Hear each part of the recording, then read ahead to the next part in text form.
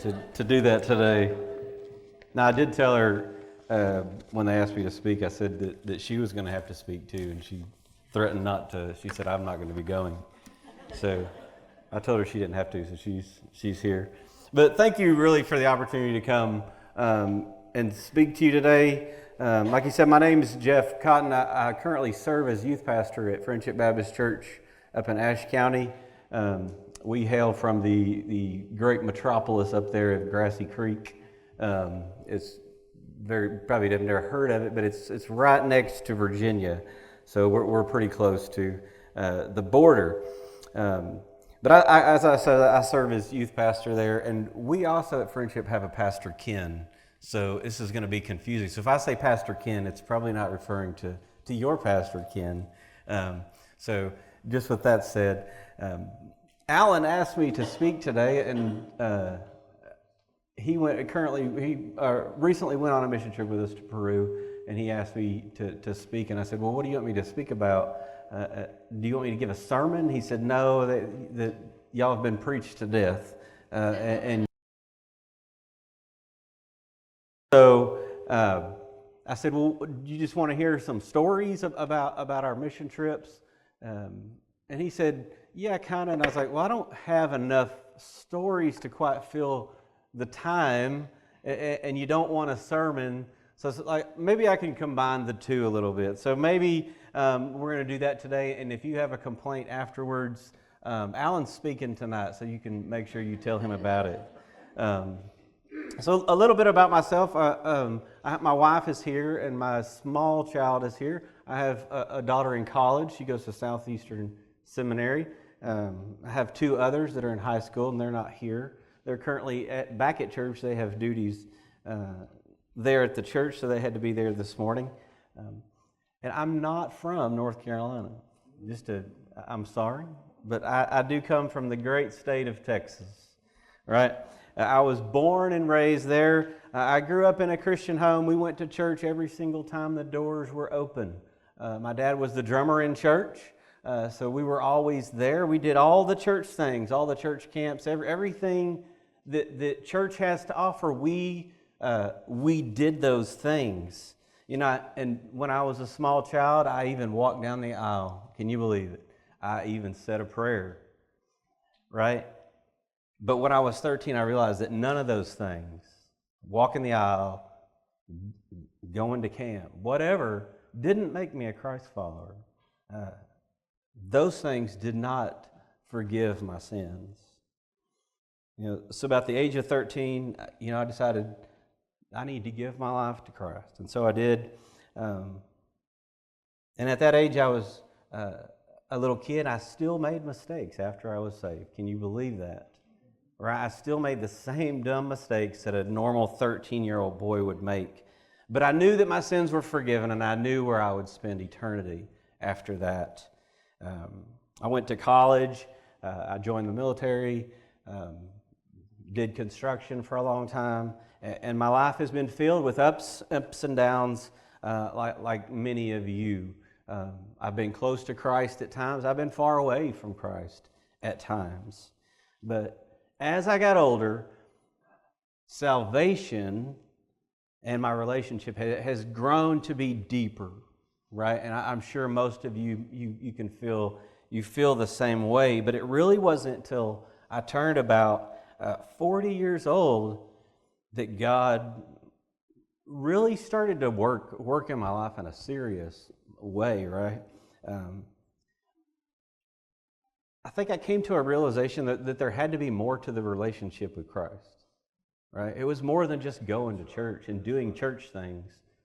I was a good person still. I still served in church. We still taught. We still did church things, But I think I really hadn't, maybe I hadn't really surrendered, right? And so I was just driving around one day, and I kind of just started praying, and this friend's testimony, it came to mind, and his testimony was that he prayed this prayer, and he said, God, I want you to do something big in my life.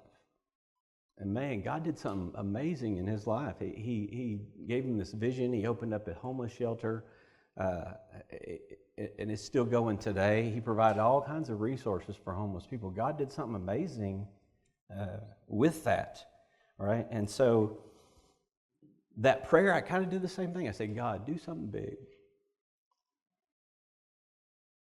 You know, and I think he began to. All right. I think at that time, like I said, we were in our 40s. Me and my wife finally got serious. It was different, you know. So I was teaching high school at the time, and I loved to teach. I taught architecture and construction, and I liked it. And I said, you know what? I'm never going to do anything else. This is what I enjoy. I'm going to do this. And what did God say? Nah, I want you to do something different than that. And so, being from Texas, I'm Texan through and through. I love Texas. My favorite football team is University of Texas Longhorns. I love the Dallas Cowboys, the Texas Rangers, everything about Texas, right? And Texans are raised to be Texans, right? And I said, I'll never leave Texas. I'm never moving anywhere else. This is home. God said, I want you to pack your things and move somewhere else. And so we did. So we ended up in North Carolina, and we began a life here. God said, you know what, I want you to be a youth pastor. And I said, God, that's not what I want to do. I'm never going to do that. And God said, yeah, that's what you're going to do. And so I was never going to quit teaching. God said, yes, you are. I was never going to leave Texas. God said, yes, you will. I was never going to be a youth pastor, and that's what I'm doing now. So the moral of that story is never tell God never. It's exactly what you're going to end up doing. So to make a long story a little bit shorter, that's how I came to North Carolina, which has really led to me to be involved in missions the way I currently am. And it's all through Friendship Baptist Church. I've been involved in foreign missions ever since I was a preteen living in Texas. We would go to Mexico year after year, every summer. And even back then, I really loved what we called mission trips, right? And so I asked, what is missions? You know, this is missions conference. What is missions? And I ask this because sometimes I think that we might have a not a very clear understanding of what missions is versus ministry. You know, we speak about missions, we're speaking about sharing the good news of Jesus Christ to a world that desperately needs Jesus. But when we talk about ministry, and that's serving our community and serving our church, and that is a great thing. God told us to do that. He told us to go and love our neighbor. But I think it's too important to define them because I think a lot of times we're really good at ministry, but not so great at missions, right? We're really good at feeding people, but man, we're not so good at telling them about the bread of life, right? We're awesome at providing wells for people to drink from, but we're not so good about telling them about the living water. You know, we are so good at supplying people with their physical needs, but we're just not so great at telling them about what they truly need, and that's Jesus. Church, we are great at ministry, but we need to be better at missions.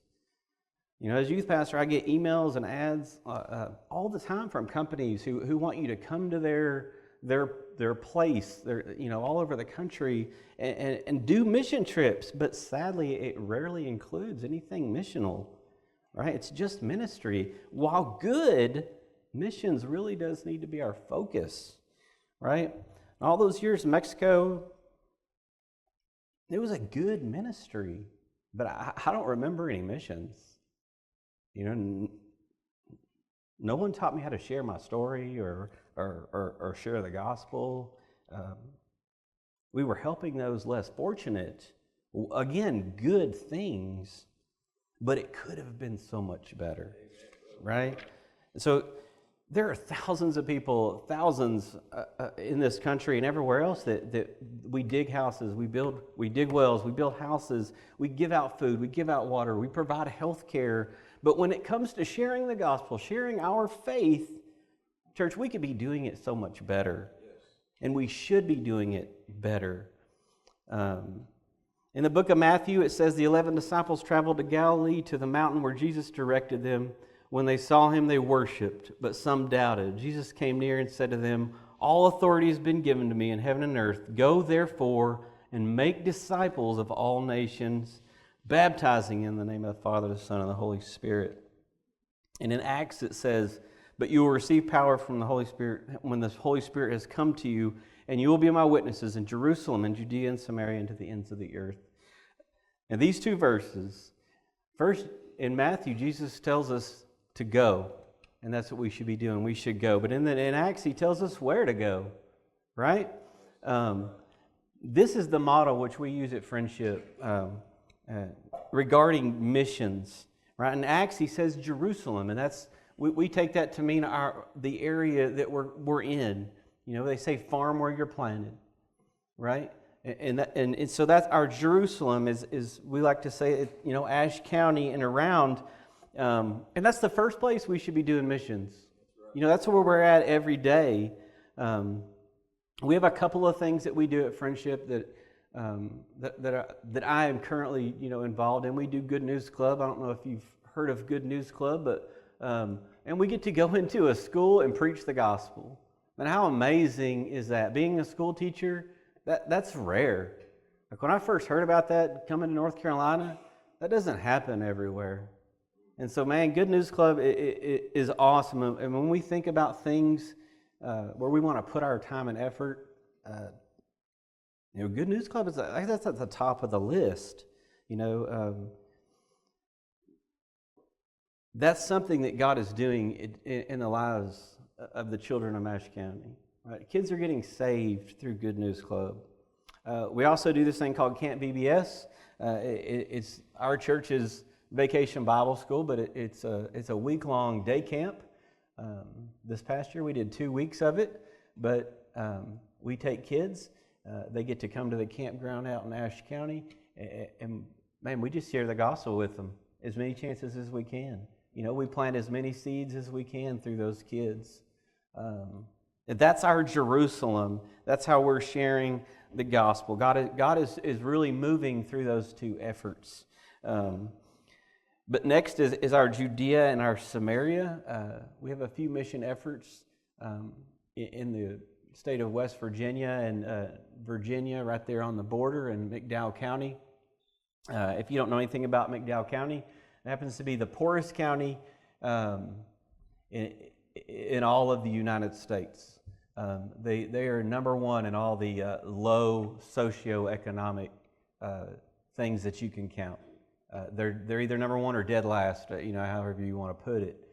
So it's another country in its own. But we have mission efforts there. We're doing a little bit of construction work there. We've gone to a little town called Coalwood and done some Vacation Bible School block party type things and trying to share Jesus with them as well. Now this is sadly we don't seem to be very good at this, Judea and Samaria. Like we're good at home and we're good at far away, but you know, it's kind of that middle that we need to be better at.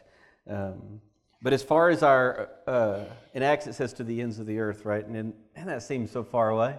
Like, to the ends of the earth, man. You got to travel forever to get there. But since at Friendship, the area and this is the area where people consider it to be missions. Like, man, when I go far away, I'm a missionary, right? Church, we're missionaries when we walk out of this building, you know? So I know that we say that man, we got to pray for those missionaries. But when every single one of us is a missionary when we walk out the door. But anyway, I've been involved with a few places since I've been at Friendship. My very first mission trip was to Mexico again. And interesting enough, it was right before COVID. Who remembers that interesting history? But we were on our way back from Mexico, and COVID was like following us. It was like stuff was closing down. It's like, hurry up and get back to Ashe County. That was my first experience as a mission trip here at Friendship. Since then, we've been to Belize a few times and done some mission work there, and we've also been to Peru. We started out going to Belize. God is so amazing. He just makes these things happen. It's just weird and crazy how these things happen. A guy called our pastor and said, "Hey, I need to get in touch with a member of your church," because he had done some construction work he's from Belize, lived in Belize, and through that, we realized a need, right? Through just to somebody just trying to get a hold of somebody, that God used that to send a team so that we could start going to Belize. Since then, we've done some construction projects in Belize. We've done some vacation Bible school type stuff down there. And we also do eyeglass clinics.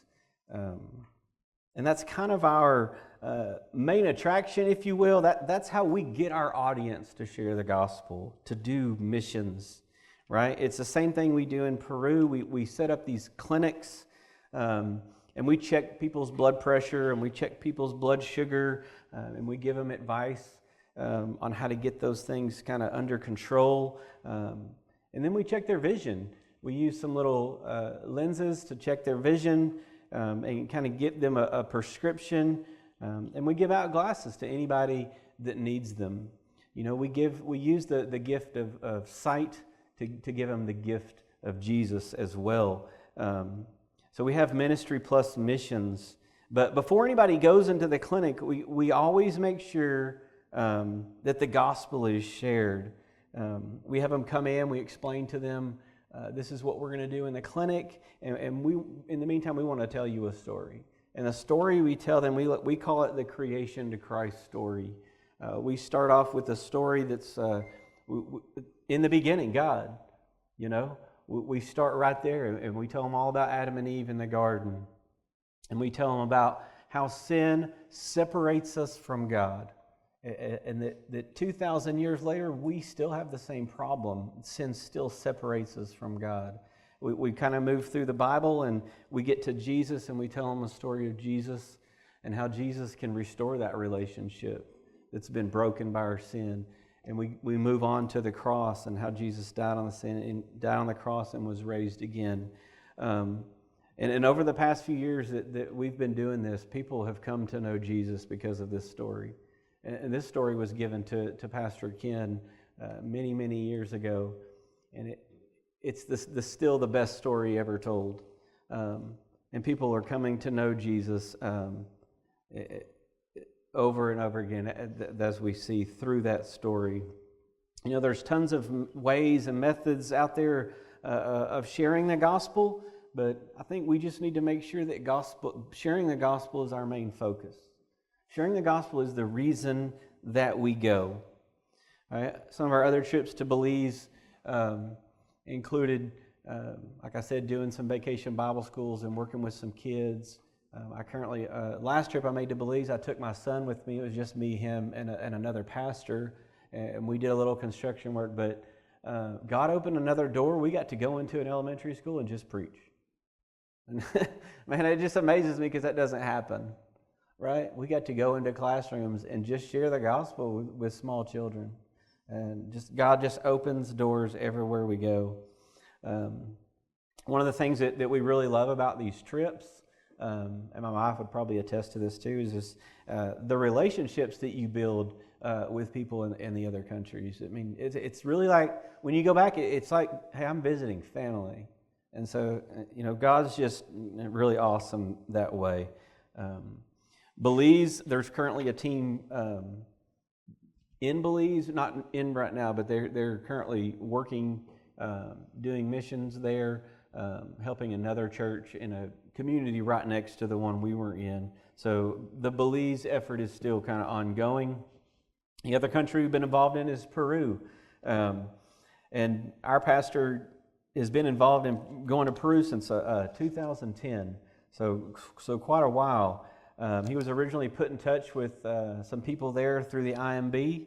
The IMB said that they had a big effort then, I guess, to reach unreached people groups, which meant that there were a group of people that's 1% or less than 1% evangelical. And so he got involved with them through the IMB. And at that time, he started traveling to this area of Peru called Caraz. It's a small town. It's in between the Black and the White Mountains. It's up in the Andes Mountains. The elevation in Caraz about 8,000 feet. We actually travel over a mountain, and you get close to 14,000 feet. The trip to Caraz is 2 full days of travel almost from here. We end up. You get on a plane. You go to Lima, Peru. You usually get to Peru later in the evening. You get to a hotel, you stay, sleep for a couple of hours, you get up, you get on a bus, and you take an 8-hour bus ride through the mountains. You get off that bus, and you get on a van, and you take the van another couple of hours, and you finally end up in Caraz 2 days later. So it's quite a trek to get to this small community. Between those Black and White Mountains, there's roughly around 250,000 people up there. We've made Caraz kind of our base of operations, but lately God's been opening some doors, and we've been expanding a little bit into some other areas. But before we even go on these trips, Pastor Ken, he finds a person of peace, is what we call it, that lives in the country and kind of is your man on the ground, right? You're somebody to take care of stuff. In Peru, we have 2, and I just wanted to tell you about these 2 people. They have awesome stories. The guy that takes care of our logistics, if you will, our tickets, our hotels, our food, the other translators, he makes sure we have everything we need. His name is Tavo. Great guy. He could use your prayers right now. He's going through a little bit of pain in his back. He was actually hit by a car, and so had some back problems. So he's really trying to get over that. But he, like I said, he's our head translator, and he makes sure everything goes as it's supposed to. But he has an awesome story. He was a translator back in 2010-ish, 12-ish, whatever. Back then, he was a younger man. He was not a Christ follower at the time. He was just a translator, there to just kind of make a paycheck. But he heard the gospel and got saved through just translating, which is awesome. But his story didn't end there. His brother got saved shortly after, and he started translating. Right, and it doesn't end there. His mom gets saved due to these mission trips as well, and she's been a translator. And then his father, a devout Catholic, he gets saved and comes to know Jesus. So man, God has moved in that family in a huge way, and He's doing awesome things through that family. Tavo actually, disciples making disciples. On his own, he takes a group of friends back up to the mountains and passes out Christmas gifts and shares the gospel. So, man, that's missions. You take the gospel and then somebody else takes it from there, right? It's disciples making disciples. So we also have a pastor in Peru. His name is Pastor Robert, but we all just call him Pastor Robert because most of us white people can't say Robert very well, I guess. But this man, he is a true man of God. And again, it's crazy how God brings these people into your life. Pastor Ken was walking through the streets of Caraz and just heard some Christian music. And so he decided to just walk in. He stumbled in this little bitty church, and that was Pastor Robert's church, right? And we've been going to Caraz, and Pastor Robert's been there the whole time. And that's how that relationship kind of got started. And it's really been awesome to watch his ministry grow over the past few years down in Peru. COVID went through that area really bad. he lost his buildings, his church buildings through COVID. It almost destroyed his ministry, but God wasn't ready for that to happen. But since COVID, since I've been going down there, and it's nothing to do with me that I say that, but Pastor Robert has been on fire, right? And God has been moving and moving and moving in that community. At one point, when we first started going down there, he had one small church in his mother's home. And I like to, it's just funny to me, but the church was the skinniest church in the world, right? If you can imagine a church that was just your center aisle right here, that's what his church was. You had two people sitting on one side and one person sitting on the other, and it was a very, very long. But man, they'll find anywhere to do church, and it's kind of amazing. Back in the States, I always wondered if people would still come if that was your building, right? But man, it filled up every time the doors were open. He also had a small church, another in his home, but now he's up to 5 or 6 churches in different communities around Karaz. He's got 8 Sunday schools going, just children everywhere, just sharing the good news all the time. He preaches every night of the week somewhere. And again, as a minister, it's like, man, I just do stuff on Sundays and Wednesdays. I don't, But man, every night of the week, he's there preaching the gospel, sharing Jesus with whoever will walk through that door. I mean, God is really, really blessing him. He's doing more now in Peru than at any time since I've known him. Up until last April, Pastor Robert was still working a job, not a ministry job, right? He was still doing carpentry, building furniture for people. And when we were there in April, he told me, he was fixing to quit his job. He said, next week I'm quitting working, and I'm just going to trust God and just do ministry. And he didn't know it at the time, but somebody that was with us was prepared to give him about $5,000 for him to live on. And he had no idea. He was just going to trust God to take care of it. I wish he would have used that $5,000. He took that $5,000 and instead of using it on himself, he put it into another church. So just everything this guy can do, he does it for God, right? And just watching him, and through my own experiences, right? God blesses our surrender. When we surrender ourselves, and God will move, and He will bless us. While we were in Peru, Pastor Robert he's our guy. Pastor Robert doesn't speak English either, so it's a little bit more difficult to communicate with him. But he's the guy that sets up all the places that we get to go. So he sets up wherever it is that we do our eyeglass clinics, and we share the gospel. He makes those things happen for us. And so we get to work alongside of him and do these clinics in different areas and different villages that he's setting up. But man, Pastor Roberts gets the names of all these people so he can follow up with them. And so it's not just telling people about the gospel and saying, here you go, have a nice day. But man, he's doing his best to follow up and make disciples of these people as well. In April, we were invited to participate in Samaritan's Purse shoeboxes. We got to hand them out to little kids. And through that experience, we met another pastor down there, and he gave us, he said that we could be involved. He said, if I let you do this, I want you to come do a clinic at my church.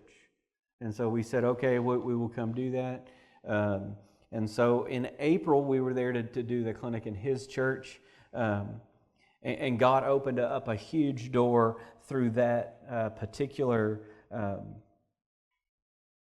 clinic. A lady walked in and she said, I want y'all to pack up this clinic, and I want you to come with me, and I want you to come down the street, and I want you to do this in the prison. And Pastor Ken and others were like, we can't do that. We're set up to here today, and we have somewhere to go tomorrow, and the week's already planned, but we're going to come back in July. Maybe we can work something out then. And so she was very adamant. She said, well, I want you to come to the prison today. And we said, well, okay, we'll come check it out. We'll come check it out and see if it's even a possibility that we do that in July. So she made the arrangements, and she came and picked us up in a taxi, and we were headed off to the prison. Me and the translator Tavo and Pastor Ken. We get to the prison, and we're waiting to get in, and we finally get in the prison, and there's armed guards there, and he looks at me and Tavo, and he kind of looks us up and down and says, this is a public institution, and you must be wearing pants to get in this prison. We had shorts on, and we had no idea. And so we thought it was going to end there. But he said, you know what? You can go across the street and rent some pants. Weird, right? Weird. But so we said, okay. We went across the street, and they said, well, we no longer rent pants anymore. And so that's really weird. So we found another little shop, and this is only a God thing, but the woman had 2 pair of pants in the back that were just kind of on the ground. I think the dogs may have been using it as a bed or something, but we took the pants gladly and made our way back to the prison. After giving up our passports, our phones, our wallets to a complete stranger for the most part, we went into the prison. And once we were there, we got to talk to the warden, the social worker, and all the people in charge of the prison. And we said, hey, we want to come back in July. We would love to bring our clinic here. We check people's vision, and we check their blood sugar and blood pressure, and we would love to do that and share the gospel with everybody here. And they said, yeah, that would be great. We would love for you to do that. After making a few of arrangements, they said, hey, do you want to see some of the prison? I guess. So, we started making our way back. Now, we're in a foreign country, armed guards all over the place, and we're starting to walk through the prison, and you hear gates slamming behind you, right, and locking. So it's not a great feeling, but we get down to the area. It's a little yard area, courtyard place, and all of a sudden the guards start like banging on the gates with their sticks and stuff and making a bunch of noise, and me and Pastor Ken were kind of, like, what's going on here? We had already told them that we weren't planning to do anything right now. We were just coming to check it out. But they took us to a yard, and when they started making noise, all the prisoners line up in formation. There's about 300 of them standing there, and we were kind of like on a little stoop stage thing, and they introduced us, being from the United States, and they turned around and said, have at it. And so we had nothing planned, but man, God opened up a door. And so, I like to say we just walked through it. We got up there and we shared the gospel, and many, many men indicated they made professions of faith that day. So that's an awesome, moving experience. But that also, and when somebody asks you why you have hope, you have an answer, right? That verse in Peter. Make sure you have a reason for the hope you have in Jesus. Be ready at all times, because God will open a door, right? And so, with that, before I go back to before we were going to go into the prison, there were lots of people standing out there, and they all had bags of food and toilet paper and just different necessities that you might need. Because see, back in Peru, the prison's not quite like here. They don't provide for your needs in prison. People on the outside are expected to provide for you and bring you the things that you need. The clothes that you're wearing are not provided by the prison. It's provided by your family or friends. And so lots of people outside waiting to give their bag of things to to the guards so they could be delivered. But there was one lady standing outside the prison, and we wear red shirts, and they say, Jesus Christos para Karaz, hey, Jesus Christ for Karaz. And she was like, are y'all missionaries? And we said, yes. And she said, well, are you going to go in there today and share the gospel? And we said, no, we're not planning to do that today. And she said, well, I really hope you would, because my brother's in there and he needs Jesus, but they teach some weird things in the prison and he's not going to find Jesus in there. And we said, well, we're going to be back in July. And she said, well, he's going to get out in a couple of days, so that's not going to work. Man, I have to believe that he was in there, right? So we did go back in July to the prison, and it was awesome, right? We got to share the gospel with probably 700 people, right? And many indicated that they made professions of faith.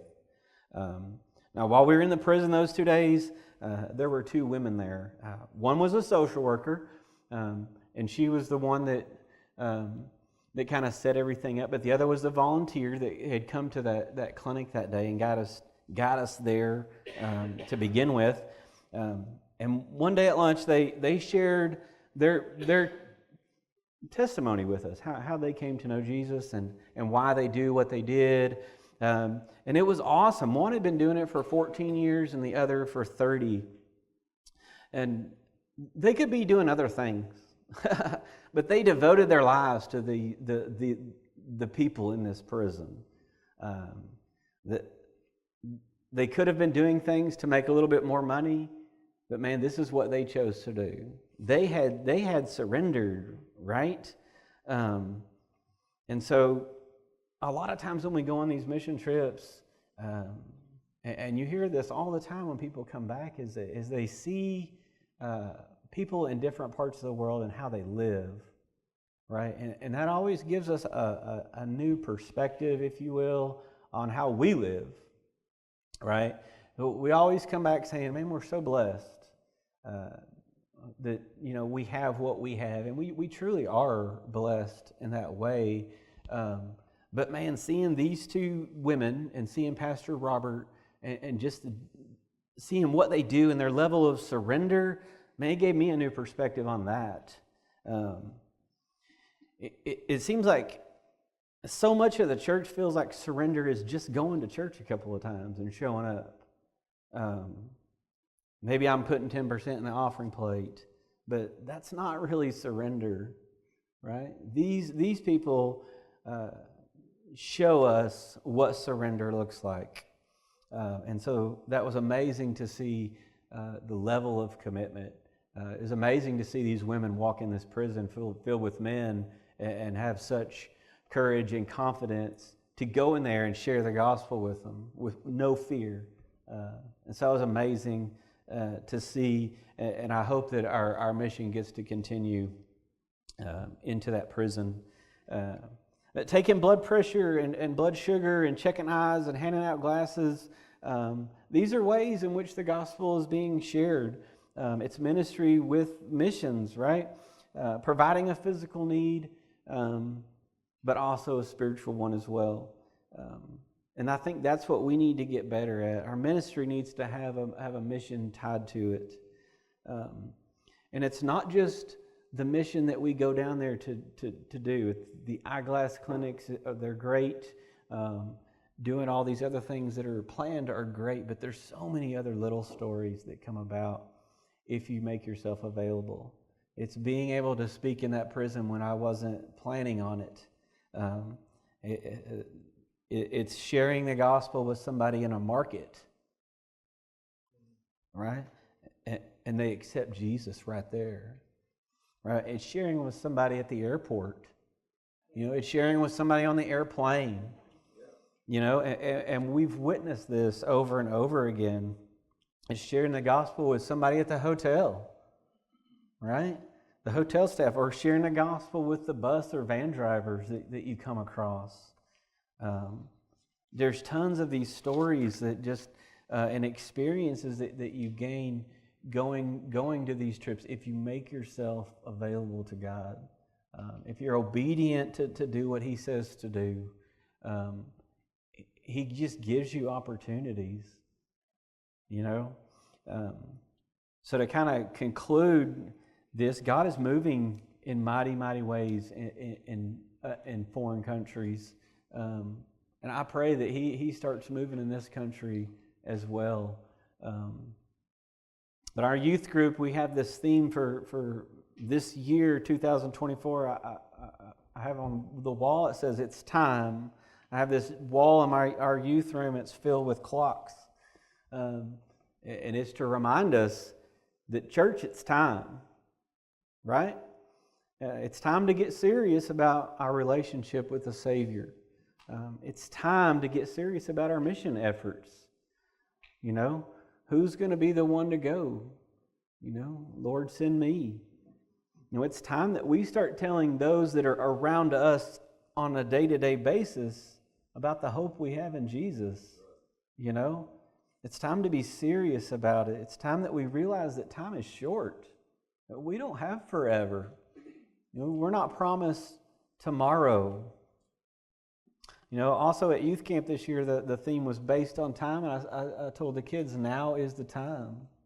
You know, now is the time that we get serious. Now is the time that we start supporting missions more than we were yesterday, right? Now is the time. And I challenged the kids with a question, and that question was, what are you waiting for? You know, church, what are you waiting for? Now is the time. You know, it's not tomorrow. Now is the time. Now is the time. God has given us marching orders. First He said, love God and love your neighbor. That's ministry. He said, go and tell, and that's missions. You know, and these things weren't suggestions. He didn't offer these things up as, I hope you do it. Maybe think about loving your neighbor today, or maybe think about telling somebody else about Jesus today. He didn't say get a committee together and try to make this happen. He didn't say, try to find ways to do it and then go do it. He said love, so we should love. Right? He said go, and so we should go. Right? Whether we're at home or in another state or in a foreign country, we should be ready and we should be on mission for Jesus.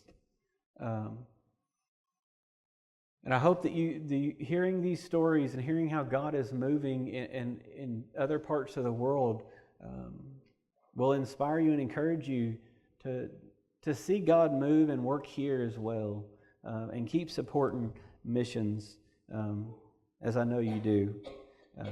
Thank you again for letting me speak today. It's been a pleasure. And again, I hope this church really continues to support missions locally as well as foreign missions. And so with that, I will hand it back to Pastor Ken.